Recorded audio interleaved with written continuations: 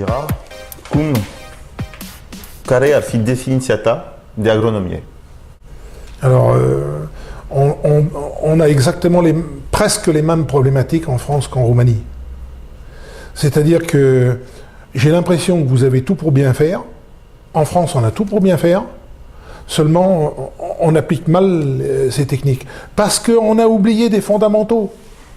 On a oublié qu'une plante, ça s'installe dans un sol qui est du matériel vivant, où il faut la circulation de l'eau, la circulation de l'air, des terrains préparés dans certaines conditions, évidemment la matière organique et puis des éléments nutritionnels. Mais vous voyez que c'est tout un ensemble et il faut que tout ça soit en parfaite harmonie et que l'activité bactérienne des sols soit reprise à la base pour avoir le maximum d'activité au niveau des racines d'une culture. Deci, patru stâlpi pentru agronomie, circulație apei, aer, lucrare solului, nutriția și încă un stâlp, viața microbiană.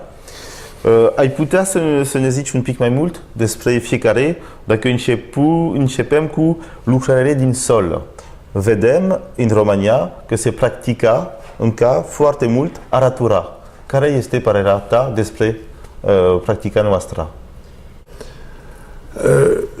Je ne suis pas contre le labour.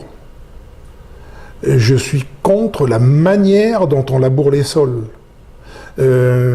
Vous avez besoin de labourer une fois sur 5 une parcelle de terre. 4 fois sur 5, des techniques culturales simplifiées doivent y être associées.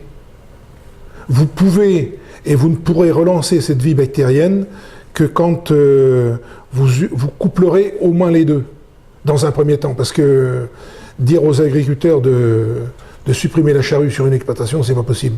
Il faudra y aller par étapes. Donc il faut reprendre ça. Și Gérard, care este avantajul și dezavantajul de a suprima plugul din ferma? Oui, ça j'ai compris. De supprimer le labour. Première chose, c'est que on élimine ce qu'on appelle, quand on laboure, c'est un terme très technique pour Georgiana, c'est la semelle de labour. La semelle de labour, c'est une charrue, quand on la passe dans un terrain, elle a tendance à aller toujours à la même profondeur. Et elle repose sur une zone un peu plus compactée, qu'on appelle la semelle de labour. Et la semelle de labour, malheureusement, c'est un frein à l'enracinement de toutes les cultures. Donc finalement, vous exploitez, vous avez des sols en Roumanie qui sont bien plus profonds qu'en France, qui font sans fond, 1 mètre, 2 mètres, 3 mètres, j'en ai même vu en Ukraine jusqu'à 8 mètres de profondeur, mais les racines explorent que 30 cm. Vous avez des belles cultures pour 30 cm, mais imaginez-vous si vous aviez des sols où les racines explorent complètement les horizons jusqu'à peut-être 80 cm de profondeur. Mais vous pouvez aller à 1 mètre de profondeur sans aucun problème. Mais ça, il va falloir y aller étape par étape, et ça ne peut passer qu'avec des techniques associées. Pour une récolte de maïs, par exemple, ça va vers une moissonneuse-batteuse qui a des broyeurs sous les becs, un broyeur arrière pour les débris qu'elle rejette, et puis évidemment, là je vais vous dire, d'utilisation de chenilles plutôt que de pneumatiques. On fait un système, un système împotriva compactajului. Voilà, un broyage très fin, où on repasse avec un tracteur pour broyer très fin, laisser des résidus de récolte qui font 3-4 cm. Derrière ce broyage très fin, le Quatrac vous tracte un Cokerling pour faire un mélange des débris de récolte broyés finement avec les moindres particules de sol. et les moindres particules de sol, il y a des bactéries. Et ces bactéries phagocytent cette matière organique en surface, ces débris de récolte.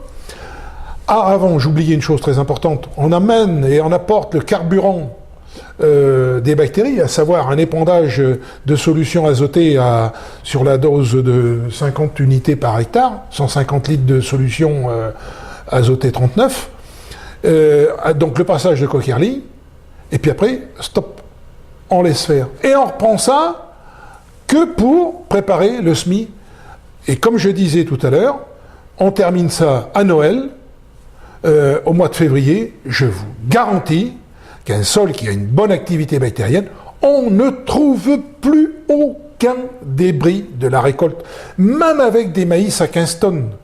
Mais vous pouvez imaginer la masse de matière organique qu'il y a en surface, c'est digéré complètement.